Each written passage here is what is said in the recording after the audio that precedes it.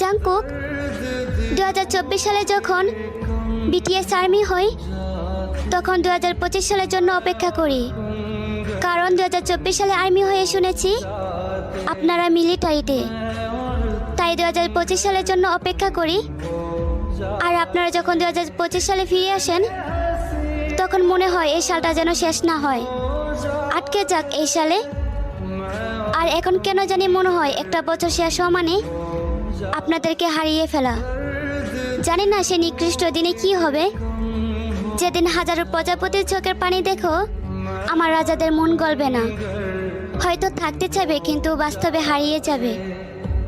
তারপর এক কালবৈশাখী জ্বরের মতন 7টি রানী এসে বলবে এই 7টি রাজা শুধু একান্তই তাদের। সেদিন হয়তো শুধু দেখবো কিন্তু বলতে পারবো না তারা আমাদের। জানো জাংকুক,